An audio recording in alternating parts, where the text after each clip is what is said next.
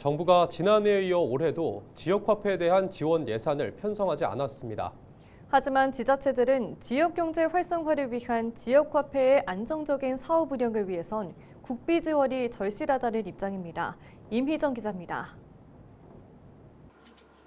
2023년부터 올해까지 정부가 본 예산에 편성한 지역화폐 예산은 모두 0원입니다. 추경을 통해 지역화폐 예산이 되살아나긴 했지만 추경에서도 예산 규모는 축소되고 있습니다. 2022년 7천억 원이었던 정부 예산은 2023년 추경에서 겨우 반을 회복했고 지난해에는 이마저도 3천억 원으로 줄었습니다. 지역화폐 내수 진작 효과가 지역에만 한정되기 때문에 자치단체 재정으로 운용하라는 것이 현 정부 기조입니다.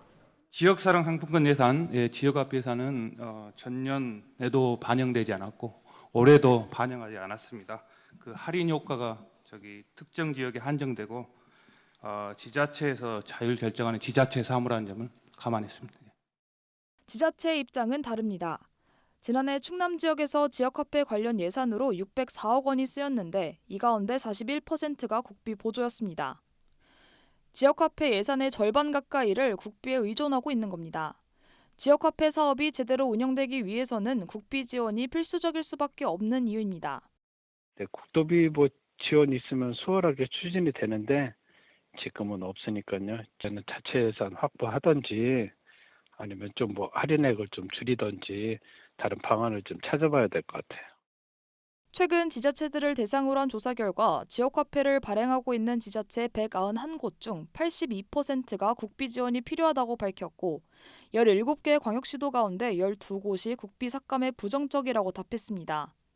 전문가들은 대다수 지자체가 국비를 지원받아 지역화폐를 발행하고 있는 상황에서 국비 축소로 지역화폐 발행이 중단되거나 혜택이 줄어들면 정책 효과가 크게 떨어질 거라며 우려하고 있습니다.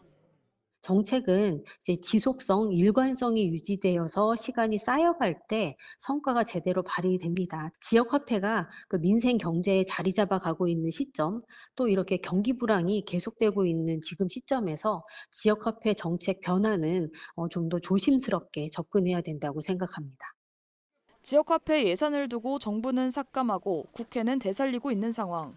지역경제 활성화 등 제대로 된 지역화폐의 정책 효과를 보기 위해 안정적인 예산 확보가 필요하다는 목소리가 커지고 있습니다. 헬로티비 뉴스 임희정입니다.